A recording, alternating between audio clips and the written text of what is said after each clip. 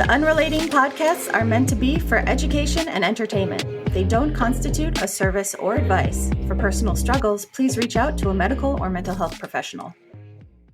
You want to talk about how you need a second cup of coffee? Michelle, I didn't get my cup of coffee. Normally, before we do a podcast, I have to have a cup of coffee. You know, we typically record these in the morning. Now we're recording this episode at night because our guest happens to be in Japan. Playing the time difference game here. Yeah, we're accommodating his schedule, which is fine, right? Yeah, which I love. And you and I were talking about this earlier, that I'm a night person. You're a morning person. Mm-hmm. So my brain is raring to go for this show. Right on.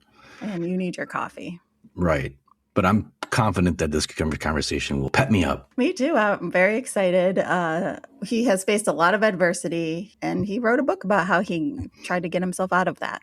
Yeah, I think there's going to be a lot of topics that people can relate to. Even though he had something tragic happen to him, he came out the other side, and he's a better man because of it. I'm sure he'll be able to answer that question one way or the other. Yeah. But I'm excited to meet him. Yeah. Well, maybe one of these days we can make this a travel show, because I would love to go to Japan. Oh, yeah. It's on my bucket list to go. Mine too, yeah. Hi, I'm Kelly. And I'm Michelle. Welcome to Unrelating with Kel and Michelle. I've been a licensed marriage and family therapist for over 2 decades. And I'm the show producer and co-host. Together, we'll explore how we engage in relationships, why we do what we do, and what causes people to unrelate. Joining us today on Unrelating is David Deane Haskell. He is the author of Wounded Angels, a memoir about trauma, grief, addiction, recovery, and rebuilding a voice without turning pain into performance. David, welcome to the podcast. Thank you. I'm so happy to be here. I'm really grateful that we could make this happen, and especially as we were talking about the time difference and all that coming from, I'm in Asia, you're in the West Coast, so I really appreciate you guys making the time. Same. We appreciate your time, and just want to get into what you wrote. I know you're a prolific writer. You have other things you wrote. Maybe we can get into that later as well. Okay, sure. But just in terms of you wanting to tell this story. I'll tell you, it's interesting because as I go through these, I'm having these conversations, and at the same time, I am recording the audiobook of Wounded Angels. So nice. I'm sort of going through it, and I'm making a bit of a second edition as I go, although I'm not seeing a lot that needs to be changed, which, I mean, it is my story, or part of it. And so it's not like, there aren't any plot holes, you know what I mean? And I write fiction for the most part, sci-fi. But anyway, going through it, doing the audiobook stuff, it really, hit me why I did want to. And I actually wrote about it in the book. It's like, when I wrote it, I didn't want to. I was like, nonfiction, I don't want to do this. It was based on the healing work that I was already doing, because I'd been doing inner child for years before I wrote it. And I never intended to write about it. It was just my personal part of my recovery journey. But it just started kind of writing itself. Like that summer, it was 2024, 2 years ago now. And it just, every day, every morning, I was like writing it as I was doing the inner child work. So it's basically just a chronicle of how that looks, And then the more I wrote, the more I'm like, this is like super vulnerability stuff, and there's no way I'm going to publish it, And the inner child was screaming at me. It's like, throw that away, burn it, delete it. You're not going to publish this. But, I eventually did. And I think having the chance to be heard and be understood and connect on this stuff that was so painful for so long just really makes sense for me. Yeah, but it's fascinating to me what you said, because I didn't realize that you were writing concurrent with the process, because it's very different than finishing your healing, if that's even a thing, and then like reflecting on that. You were doing it at the same time. I was, wow. Yeah. And so, it's very much a raw, in the moment book. Somebody mentioned that it seemed kind of like Slaughterhouse-Five to him, because it keeps jumping from past to present to future. And not that I did that necessarily on purpose, but it was just what was happening at the time. So it's definitely, I hesitate to call it a memoir. I don't really know what to call it. It's not self-help. It's my story, but it's the part of my story where this is, my process for getting better than I was. I don't say healed. I think, we're all on a roller coaster here, but certainly better than I was. Speaking of your story, let's get some more background on you, David. I mean, talk about your journey and then the events that inspired this book. Stems from traumatic childhood. I lost my mom at a young age. My caregivers were not the healthiest people. I later learned that my mom died under tragic circumstances. She took her own life, which added to the shame and confusion of why that had to happen to me. And she died when I was 4. I learned the facts about it when I was 9. So this is, you don't process these things well at that age. But I definitely had frozen, traumatized inner child facets right from there that were very easy to identify. When I finally started doing the work, I mean, I never forgot it. I know, I call the day when I was 9, it was the worst day of my life. Certainly emotionally, just this shame, flood, fear, dread, all that. Childhood was rough. I had trouble making friends, even into adulthood, into my 40s. I had trouble connecting with people. I felt like nobody gave me the instruction manual to life. Everybody else can make friends, but I can't. There must be something wrong with me. I got a lot of evidence that there was something wrong with me because I was getting rejected left and right, because I was difficult to get close to, because I was so, wounded. And so then I took drugs and alcohol. Things seemed good in my 20s and into my 30s. I was doing okay. I moved to Japan and whatnot. But on the inside, I was just getting worse and worse. And then it got really, really dark. The last 11 years or so were just like basically a hermit. The last 11 years of active addiction, 2018, when I finally hit the real rock bottom, got hospitalized, all that stuff, and then started to sort of claw my way back up and find some hope in finding connection and finding self-acceptance and self-love and all that kind of stuff. And from that, the inner child came. Wow. Thanks for sharing that. That's really, it's a powerful story. And you mentioned your mom, but you also, the way you describe the other, I don't want to call them characters, the other people in your life, your grandma from the Depression and thinking things were going to go wrong. And you just have very thoughtful awareness. I don't know when that came to be, whether it was when you were younger, about how the adults in your life were struggling in their own way. Yeah, no, not when I was younger. Definitely not, because it was more like, through most of my life, everybody else seemed, they were on pedestals. Everybody else was okay. I was the scapegoat. I was the one that was broken, and I was the one doing everything wrong.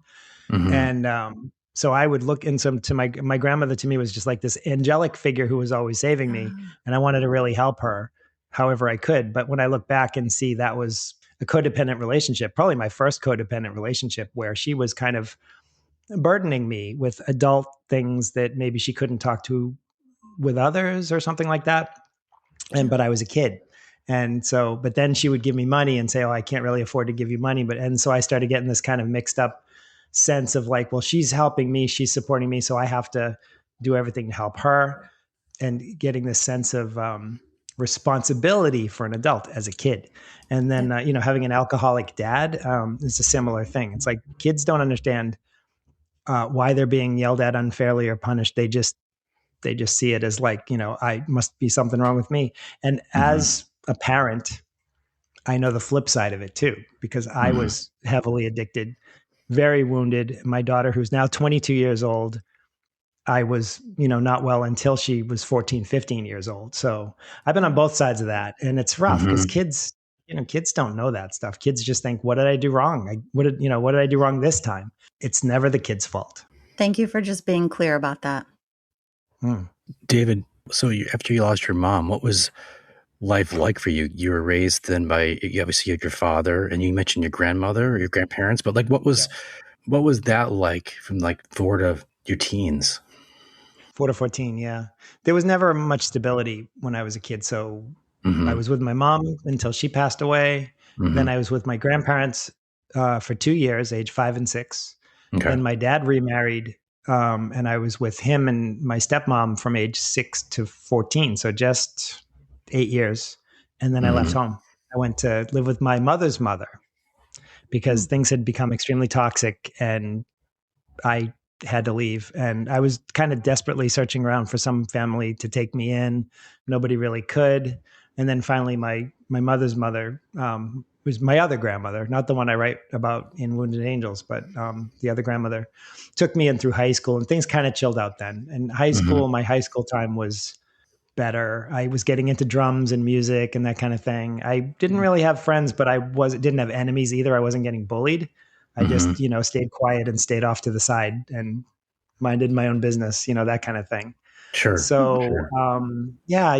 it wasn't great.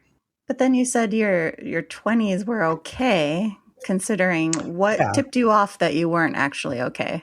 Well, I didn't get tipped off till I was in my 40s. I thought I was fine, Okay. but that's the delusion of addiction, right? You can get really, oh no, I'm fine. Drugs are the only good thing in my life. Everything else sucks. Of course I'm getting high. Of course I'm doing coke. Of course I'm getting drunk, all this stuff. And so I didn't really get tipped off, even though I dropped out of college, tried to kill myself, and ended up in a rehab. That was when I was like 24, 25. And it was just like everybody else was telling me I had a problem. I didn't have a problem. Yeah. So I was far, far, far from being able to address that myself. And then I kind of went on to better things. I never did go back to college, but I'm a good drummer. And I got a job playing at Disney on garbage cans. Like we dress up as janitors in the trio thing. Called the Janitors, and I was in the Janitors in Tokyo. I was in another group at Universal Studios in Florida. So in my late 20s and early 30s, I looked great from the outside. Wow, he's gigging all over the place. He's doing wonderful, and I was making some money. So it seemed like things were okay, but they weren't okay on the inside at all, ever. Yeah. We have several guests who we've talked about this with recently, which is, you never know what someone's going through. On the outside, they may look fine. Oh. Yes. We have to understand True. that's not what's truly happening. No. And it's hard to express that too, especially if you're doing well and people say, oh yeah, you're doing great. Oh yeah, thanks. I am, Right. What are you going to say? Yeah, no. You have to really trust too, because if I had said something like that back then, what somebody might have interpreted that as would be, you're just not grateful. Things are going great for you. I didn't even get to go to Japan. You're in Japan, you're making money. Why are you complaining? And it wouldn't have been complaining, but I wouldn't have been able to express it the way that I could express it now, which is like, I can't find gratitude in these things because there's too much going on inside me that is unhealed. That's what it was. But I'll tell you one wonderful story. I got to redo the whole thing last year. And if you go to my Instagram, you can see it. There's all kinds of videos. I was playing drums and teaching drums in Indonesia, of all places, just out of the blue. A bunch of gigs came up and I was able to get on stage, have a great time, feel grateful for it, really make better days for everybody around me instead of like kind of make the days worse because I was so miserable back when I was unwell. So, I've had a million like second chances since I've been able to address getting well, but it's been a long trip. Yeah. Well, you can't have a redo unless you do get better. Exactly, because you'll repeat the same stuff, right? That's exactly it. You can have all the opportunities in the world and you'll keep doing the same thing with them. I love the fact that you found this creative outlet, music, to really sort of help heal yourself. And drumming particularly, it feels like it's a very physical activity. You can really get out a lot of energy, I would imagine, versus, piano or something. Talk about that process and how that helped you. It's interesting that you should say that because I was just recording a chapter of Wounded Angels today where I talk about exactly that, because I started with the piano and I played the piano like a drum because I was trying to be heard. I was loud and making noise and the sustain pedal. And my dad would be like, take your foot off that goddamn pedal, he's screaming at me. Right. And so, okay, I'm going to play the drums. Right. And they were like, no, don't do that. No, that's horrible. We don't want to, and I was so passionate about it. Like as soon as I saw the drummers, I joined this local little marching band. I was supposed to play like concert bells or something because I was a piano player, and I saw the drums play, and I was just like, I'm doing that. Nobody's going to be able to ignore me if I'm doing that, right? And not just that, not only that, but I mean, if you play drums, you can be heard. I can make some volume anywhere I go, and I think that's for a while. It was like I needed a megaphone. I needed volume. These days it's kind of quieter. What I'm expressing now, I can calm down enough and sit with people enough and feel safe enough to take the volume down. but for a long time I couldn't. Well, I've heard the term, and Michelle, I know we've talked about this, action absorbs anxiety. And just the mere action of doing something oftentimes can take away some of that anxiety and stress. So I certainly do that too. I don't play drums, but I prefer like working out. But I think for you, I could see how that could really be, therapeutic, I would imagine. Mm-hmm. Sure. Oh yeah, absolutely. And exercise too for me. I ride a bicycle. I used to be I was talking about my hermit phase, right? I was 100 pounds heavier than I am today. And so I was extremely unwell. And the way that I lost the weight was bicycle. I'd get on my bike, ride along Tokyo Bay, right near here, every single day. And exactly what you just said, the action, especially when I'm spun out and I'm all up in my head, part of my grounding routine is riding that bike. And if I ride that bike 20, 30, 40 minutes at a good pace, you can't help but start calming down. Well, I firmly believe that thoughts and feelings have to go somewhere. If not, they stay pent up in your body. Yeah. There's destructive and there's adaptive ways to get your, to scream, what you're feeling. Yeah. Oh yeah. Some of that work is very physical, isn't it? Like, I mean, I've been in, screaming or crying or whatever, and like always trying to find a secluded place so I can like be noisy without a bunch of people thinking this guy's insane, but I know there's a lot of people that would probably feel similar. That's what I'm thinking is getting the feelings out. You talk about the rage and the grief, and these are hard feelings, obviously. But part of how you talk about healing is having to stay present with those hard feelings. Absolutely. And I want to talk a lot about that, but I was just noticing what an incredible pair you guys are as far as like, the interview team. I love it. And it's like getting this really cool vibe of like teamwork here. That's really awesome. That's but yeah, thank you. Yeah, it's nice. It's so nice. But yeah, sitting with the painful emotions is the hardest thing, or one of the hardest things. And I hated it. There's no quick fixes, at least not in my journey. And some people might have it, I let it go and then I was fine. I hear that all the time. Sounds nice, but it wasn't what happened for me. It was like sitting with betrayal, with being discarded, abandonment stuff, anger, fear, disillusionment, these kinds of feelings. And shame is a huge one. That's the one that goes all the way back to the inner child's, the deepest wound, and it's so painful. What I say to people is it is painful. It is. There's no getting around it, and it will be, and it doesn't go away easily, but it won't kill you. I realized that one time I was sitting with the pain and I was just like, hated it. And, I would have done anything to get away from it. And I did. I did all kinds of drugs and alcohol and you name it to avoid that. Yeah. But I realized in the moment, I was just like, this is as bad as it gets. I feel horrible right now, and I'm not having a heart attack. I'm not dead. I'm not going to die. It does pass, it comes in waves. But that doesn't make it any easier for people to hear it, or especially at the beginning of the journey. It's like, are you kidding me?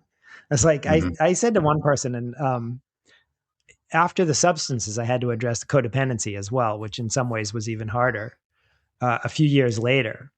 And that's where the inner child came from. And somebody said to me, you'll start to feel better in about a year.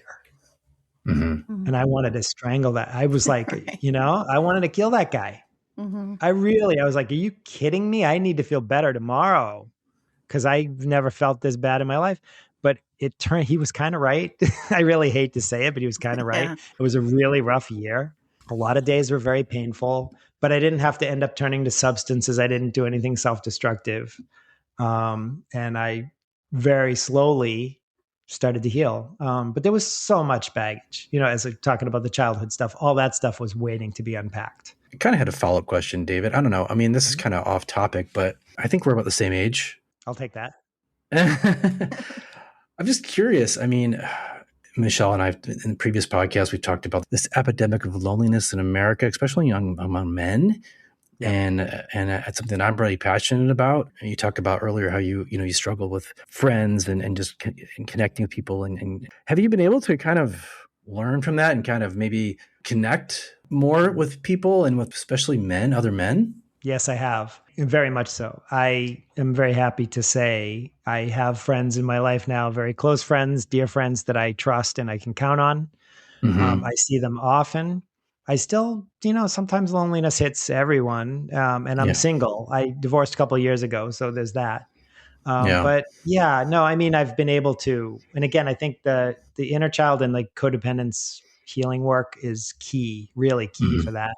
But actually, personally, I'm very introverted and I'm okay with Hmm. solitude. Same. This is the thing. I hated solitude. I would have a television on or music blaring, or because I didn't want to be alone with myself for the longest Mm-hmm. time. I disliked myself, and I thought I was dislikable.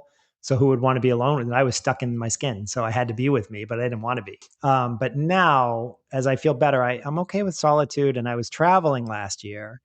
I was really okay, but after 6 months or so, I got lonely, like really lonely in my bones, And that's when Mm-hmm. Indonesia came. It's interesting because I'm actually a spiritual guy. I have, prayerful, reflective, meditative routines.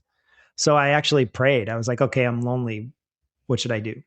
Mm-hmm. And Indonesia came along and it was amazing. I made true friends. I met drummers. So it was part of the, music Mm-hmm. community.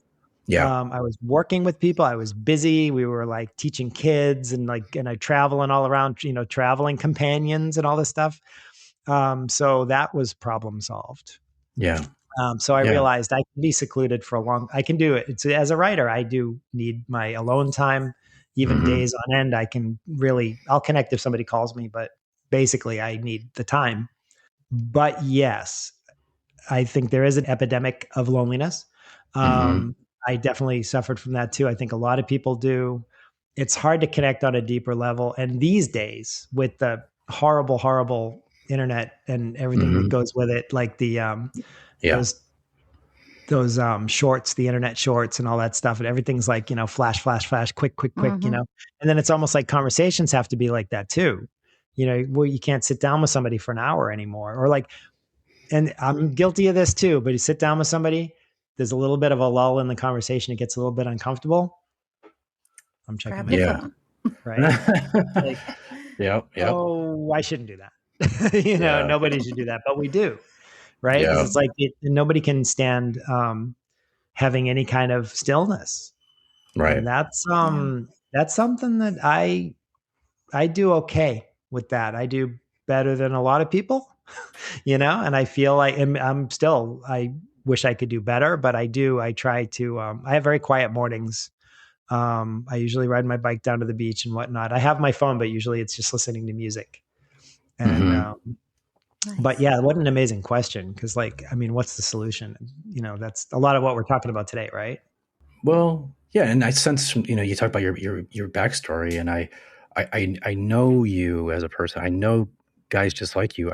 You're not unlike a lot of friends of mine in high school. We all felt awkward, and we all kind of we some of us did a better job of hiding than others, I think, but we all felt awkward growing up. So we all struggled with that, and then it's obviously insecurity, confidence. So as you get older, and I've fortunately been able to, I think, grow my confidence as I've gotten older, and that's just I think kind of a natural thing. But it's hard. It's no question about it. It's hard. So I think it's important to talk about that and be transparent for other men to hear that too, because it's really we're all just trying to be our best selves, I guess, or figure out who we are really. Yeah. And certainly you're doing that, and this book has really helped you in your process. Definitely, definitely. And I think, I mean, as you say, in particular, it's hard for men to open up we're not supposed to like feel emotions, like, guys don't cry and these kind of whatever you want to say Mm-hmm. about that. So, saying to another man, oh man, I was really crying last night. It was really rough.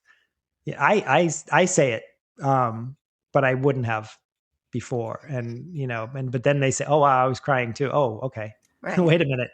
I Maybe was we're gonna all kind of say, like with the shields yeah. up or whatever, No, It's, Kelly knows Mhm. this about me. I'm always saying like it just takes one guy to show a little vulnerability, and I guarantee you the guys around him will meet him in kind. I've seen that. Um, I've seen yeah. that.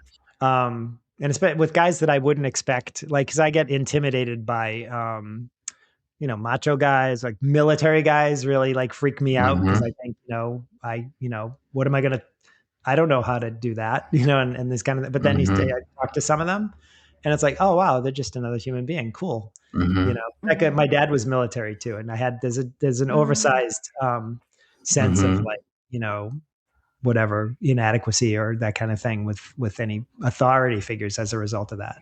Yeah, and you've been very candid about the messages you received when you were younger. This is when your brain is developing and figuring out who you are and whether or not you're lovable. I'm just curious, you've done all this work. This might be an unfair question, but, if someone were to ask you, are you likable? Are you lovable? Is that a quick yes now?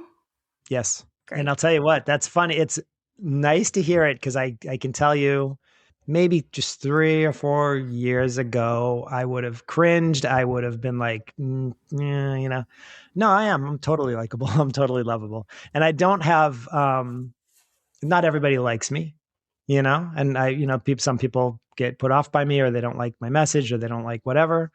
And that's fine. And that's another thing I couldn't stand before. It's like, I need allies. I need to be liked. I'm really screwed here. You have to like me. If you don't like me, you have to explain yourself so I can fix it.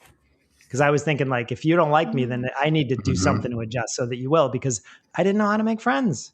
And I was like, if one person's kind of tolerating me, I was like, okay, I need to try to hang on to this. And it's so self-abandoning, but it was all I knew to do.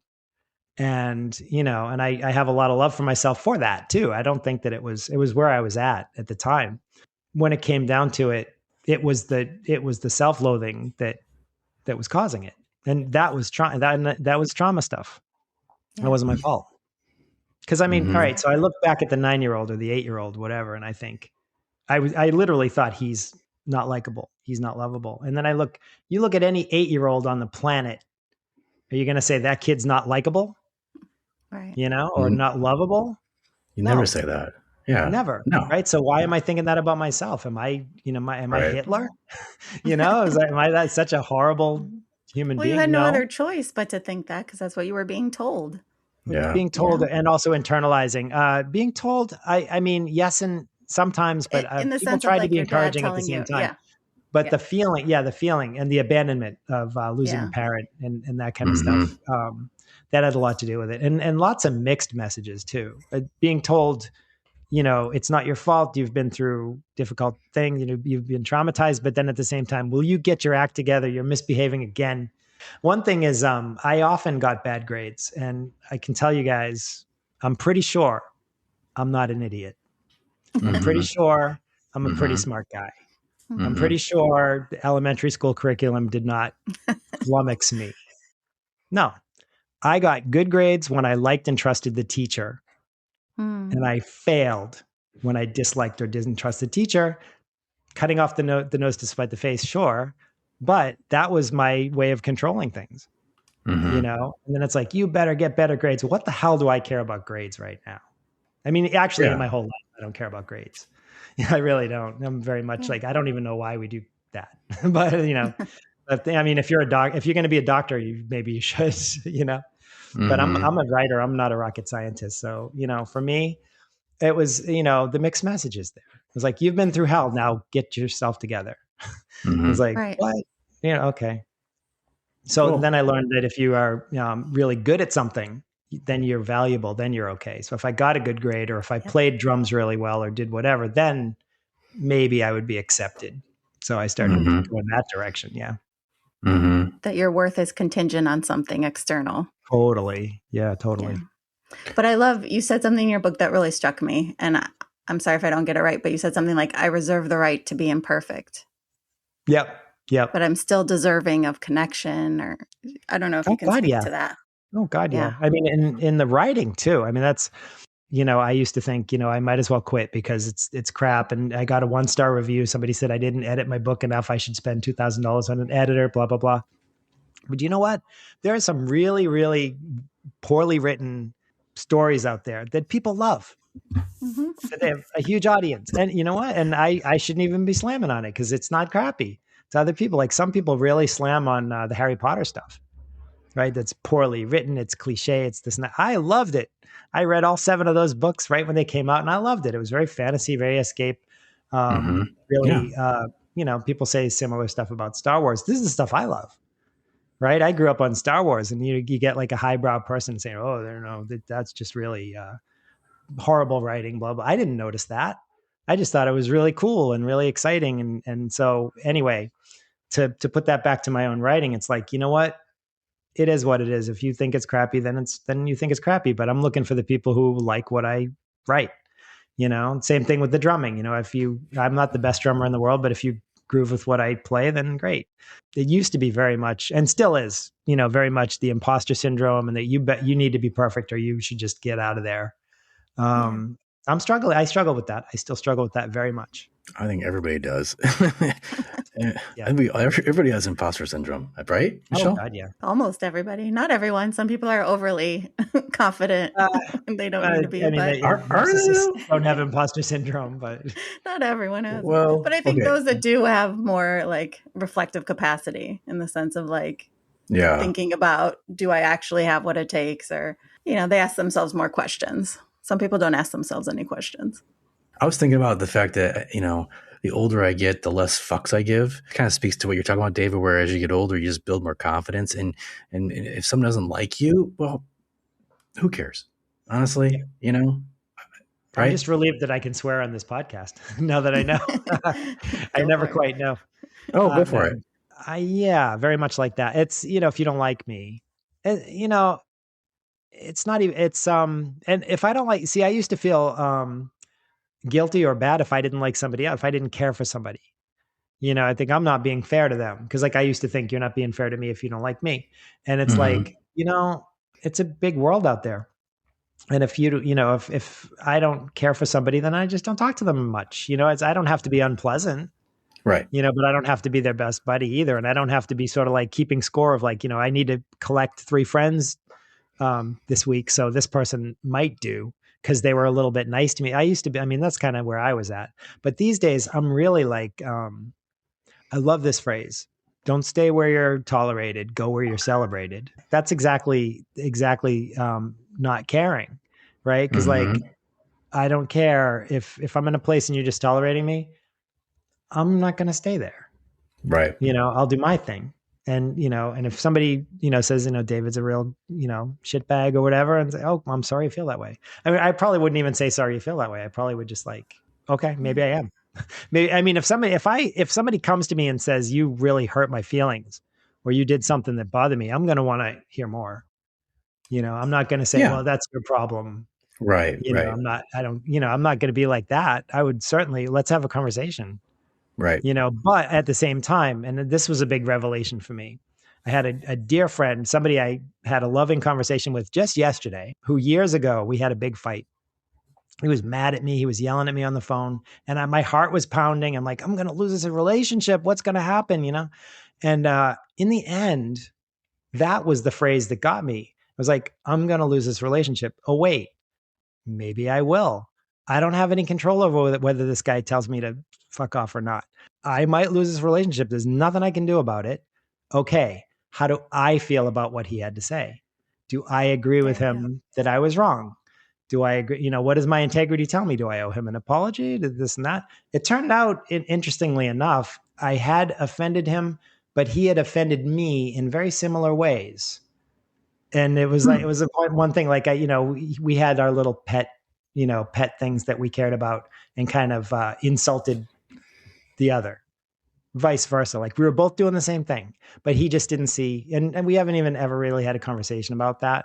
It doesn't bother me, but I just realized, okay, well, we're both doing the same thing and I'm okay now, but like the fear of losing that relationship, just like, that's how I sort of like, lived like that. But now, I would love to know if I've done something that hurt you or I've done something that makes you feel bad. Let's have a conversation. I'm really happy to do that, but I'm not going to allow somebody else's judgment to dictate, because that just leads to shame attacks and self-loathing, and I'm not doing that anymore. And a theme that we keep coming back to with you is what I can control and what I can't control. That's ultimately what shifted it for you. Totally. Yeah. And we're always powerless over others. It's a really kind of a dark way to look at it, but you could lose any relationship at any time because of death. Mm-hmm. So if you have a relationship in your life that you think, I can't live without this relationship, you might. that's just life. I mean, this is, people have that happens all the time. That, that's a stark way to look at it. But the point is, like, we've got, people come and go. We meet people, we connect. The only person we're with all the whole time is ourselves, so, and I can control my own healing process and stuff. There's a lot inside me I can't control. I can't control physiological responses, for one thing. Like if you suddenly, I'm Kelly, if you turn around and say, David, you're just so full of shit. I can't even stand it anymore. I read your book. It's garbage. I would have a physiological response. I would feel shame. I would feel fear. I would feel all kinds of shit. And it would stay for a while and it would be painful. And then, I'd probably have to go and do some processing. This is real. This is the kind of thing people say, just don't pay attention to what people say. This is, you get real feel, this real pain. And even physical, like sometimes that could cause stomach pain or, panic and these kinds of things. So it's like, I don't have control over that shit either. I have some control over that with, grounding routines and psychiatric help if you need it or whatever. We have some control. We're not totally in control of that. And so, acceptance of what you can't control is a huge thing. By the way, I would never say that to you, but if somebody was angry at me or whatever, or you, that would present an anxious situation, right? Your body reacts to that, right? So that would be threat. You can't control that. Yeah, it's threat. Exactly. Well, this is where people get tripped up, is you can't control your reaction, your feeling that comes up when something happens. It's the slowing down the moment before you respond to that reaction that matters. It's figuring out how you're feeling about it, whether or not you want to do anything about it. Yeah. So there's a difference. Anger is such a tricky one too. I'm sorry to jump on you. Yeah, no, go ahead. It's really tricky because people have the right to their anger. It's valid. It's like, and sometimes people are spun out and upset and it's not even at you, but you kind of get out of control with the anger. And so what I try to do if I'm trying to keep a conversation going or, stay present for somebody is to say, like, it's fine that you're angry, but please don't direct your anger at me or towards me. But even that, if somebody spun out, they're going to say, what are you talking about? It's really delicate. And I think sometimes, like, just taking time, can we both take an hour and, like, maybe I'll call you back or something like that, or even 10 minutes, that kind of thing. Cause my dad used to rage and drink and rage and, fear of people's anger, that there's real threat there. And again, it's the feeling needs to come out and it's going to come out some way or another. Right. I had a dad who used to get really angry too. And I can sort of relate to that because I think I did feel like I was walking on pins and needles as a kid sometimes. He had a temper. So I can kind of relate to I can relate to what you're saying. Break down a little bit more about how that impacted you, and not only as a child, but also as an adult. It impacted me in that I wouldn't be myself. Yeah. Because I would, again, and still, even now, and I'm very careful with boundaries. I'm very careful with who I get close to. And, somebody getting angry, that's fine. But if somebody gets angry and yells at me, that's a red flag, a big red flag. And so I would, if it's somebody that I already have a caring relationship with, then it would be worth a conversation. If it's somebody I really don't know very well, it's probably a good indication that I'm going to, stay distant. Because I don't, I trust people who are trustworthy. And I protect myself these days. So, like, if somebody's volatile, I feel for them. But at the same time, I'm going to definitely keep my distance for now. By the way, this is all here. I'll get back to the part about what I did when I wasn't as healed. But this is what I do now as I kind of, like, more healed. I don't like to shut doors. I'll sort of say to something to myself, like, I'll see how that person's doing, like, next month, kind of thing. Like, cause I have circles of friends and stuff, and there's some people are come and go. And it's like, it's not like I'll ignore them either, but I definitely won't say, hey, can we have a coffee and an intense conversation? I won't do that. I used to do that kind of thing. I used to think, well, that person's kind of crazy too. So maybe we can be crazy together, or like, maybe they'll tolerate my craziness, that kind of, so that would lead to all kinds of toxic relationships. Right. Because that's not the way to go. It's water seeks its own level. Unhealthy people wind up in a similar place. So to get back to your question, how did it affect me? in my adult life, it affected me because I would start mirroring that stuff. I would get defiant and shout back. I grew up with a lot of shouting. I was told that the Brady Bunch was a stupid thing to watch because all that happiness was unrealistic. That people shout and yell and shout and scream, and that's realistic. Turned out for me, not so much. I don't have yelling and shouting in my life ever. And I was in a marriage which we both we met when we were very young, and it was extremely codependent. So there was yelling and screaming there. But since then, I divorced 2 years ago. So since then, I don't think there's been any. An immigration guy was pretty unpleasant with me once. That's about it. Well, that was an inner child trigger right there. Oh my God, the authority figure. I'm a criminal. I've done wrong. What should I do? I was going to say, for those who feel healed, sometimes something will pop up and trigger, and that doesn't take you back to square one. Just got to remember that.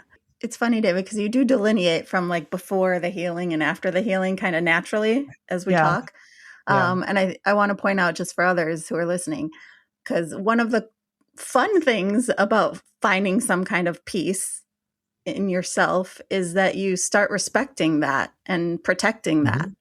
And it sounds like that's what you're doing now with people in your life. When codependence is part of the party, it's hard. Boundaries are tricky. I used to hate the word boundaries because, and there's this chapter in my book called Blurred Boundaries. Okay. I used to think boundaries was a weapon other people got to use against me. And that's how it was. It was weaponized. It was, in fact, I was trying to think of a word for the opposite. It's not boundaries, because it's like, I put a boundary and now you must do what I say. It's like, that's not a boundary. Boundaries are internal. They're not judgmental. They're self-protective.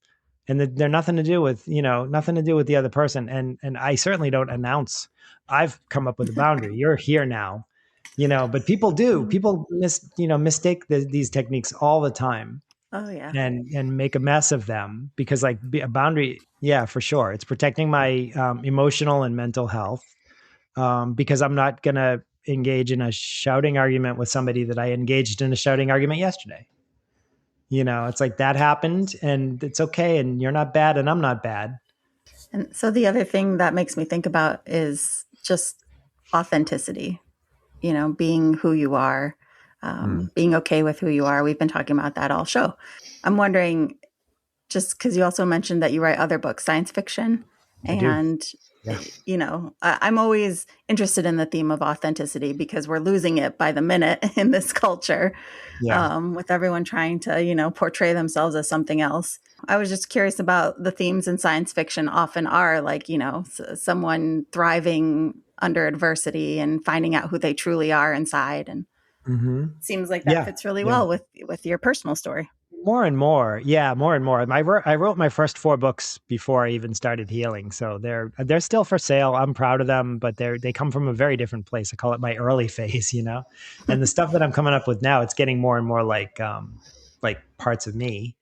And but that's it, more imposter syndrome right there. It's like, oh my God, my books probably stink. Nobody's going to like them, whatever. Somebody told me yesterday that they read my book and they liked it. And I was like, oh my God, that's unbelievable to me. Like, you actually read the whole thing from beginning to end and you liked it? Wow, thank you. It's like you need that external validation, right? But we do need validation for people to. It's funny because I think of my writing as a sort of a continuum. The past is nonfiction. I don't really write about 1920 England or anything like that. It's just nonfiction. I write essays on kind of like what's going on today and short stories, what's going on today. And those are really kind of dark because I think I'm just reflecting what I'm seeing. But then the novels, the sci-fi is mostly like hopeful future fiction and like the little guy overcoming the machine and like, kind of getting there. But there's big, awful machines that you have to overcome. It's like, that's kind of like that's the arc of my work. And I haven't tried to split it up. I probably should, but I haven't done a pen name or anything. It's all on my website as just, this is me. This is what I write. But I'm aiming towards hopeful sci-fi because we have enough dystopian shit these days. What led to you finally feeling hopeful? About myself or the world? Yeah, about yourself. Okay. Yeah, because you mentioned, at some point after all the kind of destructive stuff going on, you started to feel hopeful. Some small part of me always did. Okay. Some small part of me always knew that I was being scapegoated and I was being screwed. Sometimes think I'm here to speak for the scapegoats and that kind of thing. Cause like the scapegoats are always the one that get the vitriol, right? And Mm-hmm. but I mean, I did get really, kind of give up on the, the music thing. That really broke my heart because I was always really good. I'm a great drummer. I'm one of the best in the business. And I've been on stage, I've drummed professionally, I can teach, I'm an excellent teacher, but I failed because I couldn't get along with people. I was not likable, not lovable, that kind of stuff. I was defiant, I was addicted, I was difficult to work with, all these things. That all came later. That came after all the frustration. Cause at first I tried to get along. I tried to hang out and, be with the musicians or whatever. And they were just like, I wasn't part of the hang. And I wasn't able to say, hey, it really kind of hurts that I'm not part of the hang. Can we talk about this? Which is Mm-hmm. what I would do today. Right. I mean, Right. but that doesn't even happen today. It doesn't happen. Mm-hmm. I'm always part of the hang. Or if I'm not really part of the hang, I'd probably just leave, and that's fine. But it doesn't really happen today because I'm okay with myself and Mm-hmm. because I don't give a fuck what you think. Like, and that's a Right. weird way to put it, really. But I mean, Yeah. I would have loved to be popular back then. I just didn't have the instruction manual, and that was trauma stuff. That was just straight up trauma stuff. I didn't stand a chance until I was able to hit rock bottom and find the work, start to do the work. And that's how a lot of people are, I think. Unfortunately, you at age 4, you were hit with trauma, a traumatic event, and not many kids could go through what you went through, and it's going to affect you no matter what you do. Nobody can not be affected by that, right? So the Definitely. mere fact that you able to to come through that horrible experience and be who you are now today is a testament to you. Thank you. And I'll take it. But I would also include a lot of good people that helped me, and spiritual stuff helped me. I didn't do it by Mm-hmm. myself, but yeah, I didn't give up hope for some reason. I don't know why, but I always kind of thought, I saw other people get better. Mm-hmm. I mean, over the years, I've seen other people get better, and so I was like, maybe, you know. But yeah, it is true. It was traumatic, and without keeping score, I think it's important to recognize that, especially if you talk to somebody who's been through something. Like when it comes to physical trauma, I would never like somebody. I had a friend who passed away of cancer. She was in her 40s, and it's like, I would never presume to say like, well, acceptance is the key and whatever. And, I understand what you're going through because I've had trauma. And I don't know what it feels like to be, chronically ill or dying or in chronic pain. I don't. Mm-hmm. Thank God. I'm very Mm-hmm. grateful for that. So all I'll do is listen. All I'll do, if you want to talk to me, I'll listen. And I don't have any advice. If I talk to somebody who, had emotional trauma in their childhood and they ask for advice, I might have some advice, Mm-hmm. because that's the resonance that you can get. But like, and yeah, to a certain extent, maybe all of it is similar, but at the same, I think you have to connect on a certain level, or you can just be empathetic.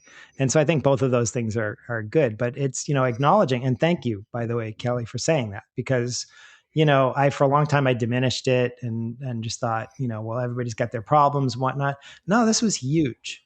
This was Yeah. crippling for Oh. me. And and it Mm-hmm. I didn't deserve that. And I didn't deserve to be, rejected by the kids when I was 7, 8 years old, because I couldn't acclimate Yeah. Yeah. in a normal way at all because of that. And so, yeah, it's real. And so, yeah, when I meet people, and I've met, and I have a lot of resonance with people who've lost parents as a kid. It's kind of Mm-hmm. a horrible, special little club, right? And it's like, it kind of guts you, Yeah. in a way Yeah. that it's hard to explain or hard to describe. But then I also give a lot of hope, or I offer a lot of hope. And this is the weirdest thing I'm going to say in this whole podcast. The way that I made peace with the universe was to realize that to speak for myself, I feel like I signed up for this, like in a pre-life or something like that, like back, Mm-hmm. whatever, if you believe in reincarnation or whatever. It's like Mm-hmm. all the shit that went down, even the horrible stuff, has made me the guy that I am today sitting here. And it's made me more useful and helpful to others when it comes to this kind of stuff. It's made me more self-loving. It's made me realize my strengths and forgive my weaknesses, but also, just it's made me okay. And all that, even the drug and alcohol stuff was horrific and traumatic in its own way. If people are going through drug and alcohol addiction, they're being traumatized. It's self-inflicted, yes, but it's still traumatic. It's horribly traumatic. Somehow I just feel like that's what it took. So it's okay. But I would never say that to somebody else, because again, the woman I was friends with who passed away in her 40s, she was not happy. She said, where's my miracle? She had teenage kids. She had, stage 4 cancer, healthy person. And, she wasn't bitter either. She was just like, I think disappointed was the best way to put it. And I wasn't about to say, hey, look on the bright side. She and I talked a lot about toxic positivity. And I've had falling outs with people about toxic positivity when it comes to that. Because like sometimes the cards you're dealt just suck. And that's a fact too. And when you look at when I was a kid, that's how that was. It just sucked. Well, also compounding trauma. So it happened at 4, but then at 9, this is what happens if you have multiple traumas. You're already up here. Well, you can't see this is a podcast, but you have a heightened sense of lack of safety and traumatic feelings. And then another wave comes, and you haven't even had a chance to kind of ground yourself back into who you are and being safe before the next wave comes. It just kind of compounds on itself. Totally. So. And waiting for the other shoe to drop is still a thing that I contend with even now. I'm thinking, I'll tell you what, I am having an amazing year. Things are going great. My relationships are good. The business is starting to lift off, the book writing and all that. I have stability in where I'm living. I live right down the street from my daughter, even though we divorced 2 years ago, so I can see her anytime. Things are going great. Right. So why am I still thinking, what about next March? It's like, these kinds of things. And I forgive myself for that. But I think that's the hypervigilance and things, quiet doesn't mean calm necessarily. Quiet means, somebody's in the other room polishing their gun or something. Makes sense. That's what your brain thinks. Yeah. It's trying to protect you. You just mentioned your daughter. This could be off limits, but if you want to talk about, what the trajectory of your relationship with her now, since, during her formative years up until 14, I think you said things were a little rough. Sure. No, not off limits. Although I'm pretty sure she doesn't watch my podcasts or read my books, so that's all right. I'd love it if she would, but we have a beautiful relationship. I love her. She's very wise. She's very loving. And I harmed her greatly in my addiction, just like my dad harmed me greatly in his addiction. So I've seen it. If I could take it back, I would. We were hanging out like 2 days ago, and she mentioned a couple things that I'd done, I didn't say sorry. I said, "Oh, I regret that." And she said, "Oh no, it's not that. We were just talking." But still, there's a sadness in there, and I'm like, she didn't deserve that. If I had a time machine, I'd do it differently. And that it makes me sad, but I've done the best I could to repair the relationship, and so has she. Because that's the thing; it's a two-way street. She worked hard. She wanted to keep having a dad. She wanted to make it work. So once I did start to recover, I was able to start, doing the healing. It was rough for a few years. Like she didn't want to see my face, like for a while. She hated me, and I get it. But then we took a trip. Like the first trip we took was really edgy. The whole trip we were like at each other's throats, but we were literally both trying not to fight. I was like, and then one fight would calm down, and then and something else would come up. And it was like, but we were trying. We were just really trying to repair. Repairing a relationship is so hard, man. It takes so much effort from both people. And it's easy enough for one person to just say, forget it. I'm glad that she didn't, because I never was gonna. I never had any intention of, she's my kid, and she could hate me from now until I die, and I would still love her on the day that I die. That's just where I'm at. But that doesn't mean that I deserved what she gave me. That was a gift. And I super, super appreciate it. Love her. We hang out. She's 22 years old and she hangs out with dad. I don't talk a lot about it, but 12-step had a lot to do with my making amends and that kind of thing. I highly recommend looking into that stuff if you're in trouble. But yeah, that's been the best relationship in my life and probably one of the healthiest ones. David, what do you hope people can learn or walk away from your story?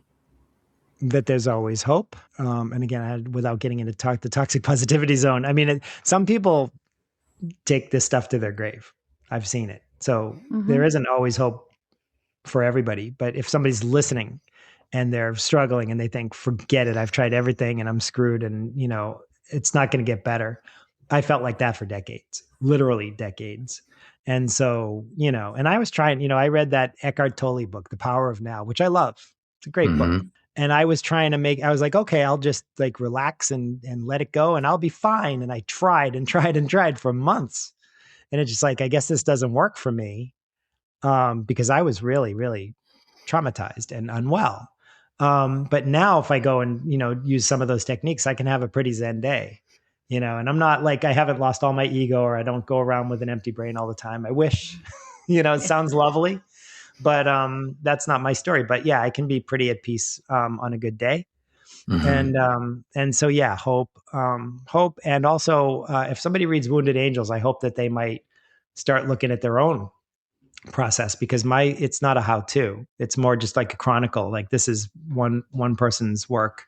How feeling the feelings and getting in touch with the inner child worked for me, because there's actually techniques in there that people can try.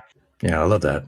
Yeah, I think the most powerful voices are people who have lived experience. If someone's listening right now, they're going to believe, they're going to have a little hope, thinking it's possible to heal from, if they heard someone who's been at rock bottom, who's found their way out, versus someone who hasn't had that adversity. Well, and that's a good gift that you're giving other people. And I don't know if you work with other people, like counseling, but you certainly could, and you should. But you certainly bring a lot to the table in terms of just life experience. Support group. Hint, hint. Yeah. Well, yeah, I do that in a personal level. Yes. In terms of counseling, I don't have. Yeah, I'm just doing my own thing. But yeah, I agree. I definitely try to give something back. And that's a part of what I'm doing. Fantastic. You strike me as someone who would be annoyed if someone called you brave for putting the story out there. Maybe. But story out there, yeah, I'll take that. Thank you. Okay. People talk about being the recovery being brave, and I don't see that necessarily. I think it's more like when you get into too much pain, into so much pain, you either do anything it takes to get better or you die. So I don't see that as bravery. I think that's just the nature of spiritual healing. But as far as putting the book out there, thank you. Yeah, it took 6 months. The inner child was like screaming at me for 6 months. Don't you dare. It was ready 6 months before I published it. So I love that about the book. You actually like put your inner monologue in there. Oh yeah. That's a large part of it. Yeah. Well, I think at the same time, sorry, Kel, as we're wrapping up, recovering from pain, it is, like you said, a hard process. So if someone's reading your book and can get some tips and tricks and feel less alone, that's such a wonderful resource. You have no idea who you might affect. I got a letter. Okay, I'm not going to say specifics, but this person said that the book moved him really deeply, and that he's going to buy copies for all his friends. This was 3 days ago. I got an email, and really just like blew my mind. And it's like, okay. And it's interesting because I had reached out to him to do a podcast. And so it's like, I just, the book wound up in his hands. It moved him very deeply, and he wants to share it with other people. And I was like, wow, okay, good. I'm really glad to hear that and honored to hear that. That's why I wrote back. Wow. That's like what I wrote. Well, as you know from the rooms of 12-step, that aspect of community, of feeling less alone, of feeling seen, is so powerful. David Deane Haskell is the author of Wounded Angels, a memoir about trauma, grief, addiction, recovery, and rebuilding a voice without turning pain into performance. Yeah, and you mentioned your Instagram and your website, so hopefully you'll say those for us. The website you can find easily enough is daviddeanehaskell.com. Hearing your story has been really inspiring. So thank you for coming on, and thank you for being so honest and transparent. Thank you so much, Kelly and Michelle. It's been amazing talking with you guys. I hope we can do it again. Yeah, same.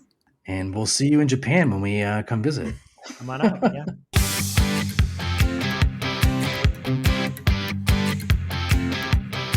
Wow, another great show, Kel. Yeah, agreed. It was really nice talking to another guy about these universal guy issues in many ways, like the anxiety of growing up as a teen and just not feel like he fit in, and then his struggle to make male friendships. There's a lot of these themes I think he touched on that I think are relevant right now. Yeah, and I think we talked about on the show how when someone else has gone through something and you can relate to that, there you feel a kinship, you feel an intimacy with that person. Mm-hmm. And you're touching on the fact that a lot of men don't get a lot of intimacy outside of sex. Look, anytime anyone comes on our podcast and is vulnerable and speaks openly about their past or their present, I guess it's always really refreshing, because it's in many ways it can be a mirror on our lives too. Yeah, I also just like the simple authenticity of it, to say it was hell for trying to climb out of that, because you don't want to sugarcoat what the process is going to look like. On the other hand, you don't want to scare people away from having hope that they can heal. And I think he struck a really great balance between being honest about how difficult it can be to face your shame and guilt and grief and rage. But at the same time, he's an example of someone who got on the other side because he did the work to do so. And he was able to describe such a rich life that he lives now because of that. So true. He also made a great point, I hope our listeners caught as well, which is that there's no end game to healing. You don't just wake up and just say, hey, I'm healed.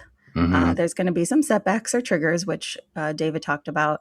But when you have built a strong foundation of who you are, and you believe strongly that you're worthy of love, and you have coping skills for when the triggers happen, you can take what comes, which will inevitably come. Yeah. I love that. I love that he started by saying, the world doesn't come with an instruction manual, mm-hmm. or making friends doesn't come with an instruction manual. I think we have to give each other grace about that. We're all kind of trying to figure it out, at least to me. And, I am often highly suspicious of charming people, but I think that most people don't feel like they have the answers or the how to. Yeah, there's no instructions on life. You don't get those when you're born. In your practice, I'm sure you deal with clients who've lost a parent, and in that trauma and that grief. It's going to be painful at any age, but to lose your mom at 4, oh my God, and especially under those tragic circumstances like he did, I can't imagine. Not only was that a primary relationship for him, that was his main caregiver, it sounds like, then he was left in a void of maybe not the best caregiving, even though at the time he felt loved and, he mm-hmm. talked very eloquently about his grandparents and things. But you have one less person in the world telling you that you're worthy of love, which mm-hmm. is hard for a kid's brain. And the message that must have sent to him too, especially at age 9, I can't imagine just trying to process that. But, the fact that she didn't want to be here, or for whatever reason, she couldn't be here, and she couldn't be there for you, mm-hmm. That to me is just absolutely crushing. Yeah. And you add to that, a kid, like he said, can feel that it's their fault. Right. So at 9 to find that out, and then for your brain to say, because of you, mm-hmm. it happened, mm-hmm. that's devastating. But whenever you lose a loved one to suicide, there's a lot more unanswered questions than answered ones. And even if someone's been struggling for a long time and you can say, oh, I see what happened and why they were in such despair. But it still feels unresolved mm-hmm. for the people left behind. Well, hopefully David has been able to heal. He talks about that a lot in his book. He's going down a good path right now. Yeah, and he attributes that mostly to his work on inner child. And we didn't get into specifically what that means or what that looks like. But I recommend people check out, that form of exploration, reflection, and treatment, really trying to get at those primary wounds, the first significant traumatic events that happened to you when you were younger, and how those carry through. It's good to know there's resources out there, right, for people? Yes. And if that it kind of lights even a kernel of hope in anyone who's listening, that's important. You don't have to have full hope. You don't have to fully believe you're going to get through it. But if even a tiny part of you feels that way, that's enough to go on. It's the spark. Well, it's great talking to him. I always say great a lot, but I did walk away from this conversation, just hearing his story and hearing his struggle. It just does a great job of kind of putting things in perspective. It does. And his book is approachable. It's relatable. It's not didactic. It's not going to like teach you 1, 2, 3 what to do. You just, when you read it, you feel like you can relate. Mm-hmm. I know we're going to do this drinking game where we take a shot every time one of us says relate. Well, it is unrelating. Hello. Yeah. I gravitate in my life towards earnest people. And I got that sense from him, really great energy. And also just someone who is relatable and who may have put into words what someone else out there is feeling. That helps us feel less lonely. Well, if you're out there and you're feeling lonely or you're feeling you want to tell your story, please reach out to us. We would love to hear from you at the unrelatingpodcast@gmail.com. Hit us up on Instagram at unrelatingpodcast. The more we share our stories, the more we share the burden of our traumas, and the more we feel connected to each other. If you're struggling with family, friends, or just life in general, in a bad relationship and wondering what to do, or you want a relationship and to set yourself up for success, then we want to talk to you. So make your appointment on Unrelating. To be a guest, ask a question, or recommend a topic, drop us an email at theunrelatingpodcast@gmail.com. And be sure to follow us on Instagram and YouTube.